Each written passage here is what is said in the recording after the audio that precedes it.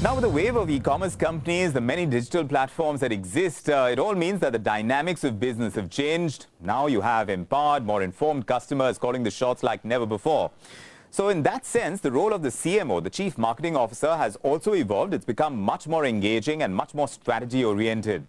And with billions of dollars now worth of investments flowing into the new age economy, the role of the Chief Financial Officer, the CFO's role in an organization, has diversified manyfold as well. So where do the two meet, the CMO and the CFO? EY conducted a global survey of 652 CFOs as part of this report that's titled Partnering for Performance. With the findings as a backdrop, we're taking a look at the two roles and how they could come together really to unlock value for an organization. In today's digitally driven market, with intense competition and quick disruptions, it is necessary for organizations to become nimble. As two of the pillars of growth, it is imperative that CMOs and CFOs grow, protect, and transform their organizations by partnering with each other. EY Global Survey takes a look at the challenges and opportunities for CMOs and CFOs to work in tandem. The relationship between the CFO and the CMO has never been more important. Today there are a lot more digital disruptions. Businesses are a lot more digital. You have pressures on margin. Business environment is a lot more volatile. You have customers that are a lot more empowered as well as a lot more demanding in this new social media age. You also have a lot more data to analyze and support your decisions. So in this environment, the working relationship of the CFO and CMO has never been more important. They both need to come together because one looks at growth, the CMO looks at growth, the CFO looks at effective cost management. And to drive enterprise value today, both have to come together from a perspective of looking at growth without sacrificing effective cost management to drive enterprise value. The key takeaways are more than half of the CFOs we interviewed agreed that there's greater collaboration between marketing and the CFO now. More than 63% of the CFOs agreed that they're more involved in marketing now. However, there are certain constraints in both of them working closely together. For example, standard KPIs agreed between them that drive enterprise value, tools, processes that allow not only them but their teams to come together and work together. We also found that CFOs are a lot more involved in segmentation of customers, increasingly given that there's a lot more data available for analysis. However, a lot of CFOs don't find themselves being significantly involved or being able to contribute towards segmentation because, and there too there was a difference between that those that were at a group CFO level found it that they were much more effective, whereas divisional CFOs found it much more difficult to contribute significantly. In the area of ROI measurement, while more than half of the CFOs agreed that it was an area of priority for them, for those that had prioritized it, found that only 13% of the CFOs we interviewed actually agreed that the methods of measuring return on investment for various marketing initiatives were actually something that marketing and finance agreed on.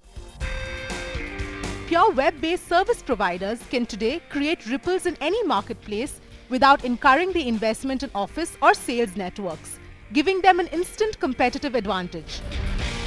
In business-to-consumer markets, the rise of price comparison sites has intensified pressure on margins and commoditized products, inducing organizations to reevaluate their marketing strategies as well as their bottom line. So as roles of CMOs and CFOs are expanding and evolving, how can they become more collaborative? Yeah, so let's look at what's the macro environment right now. There's a lot of money which is flowing into internet businesses, right? I mean, every day you're hearing 100 million, 200 million. Quite a lot of that finds its way to marketing, right? So a really good CMO would understand that he can't be one-eyed about growth.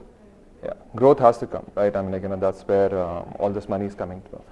But not at the expense of processes, audit, ROI, and that's where you have to recognize that maybe there's a subject matter expert who is sitting right next to you, which is a CFO, right? All these millions of dollars, right? I mean, if these are being spent in a non-ROI efficient manner, or some processes which are deployed which are not audit worthy, then you're not doing justice to all the trust or responsibility that you've been given to deploy this money. And I think those, any good CMO or any CMO who's looking at the organization, not just about his function, will be cognizant of that factor, and that's the meeting point for me, where CMOs and CFOs kind of collaborate. And for me, I think it's an absolute necessity, right?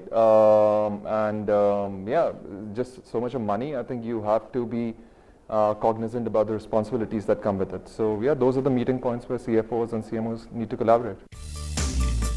In addition, sophisticated analytic tools now provide data and insights that can be of equal value to both the marketing as well as finance functions, allowing them to formulate strategies jointly.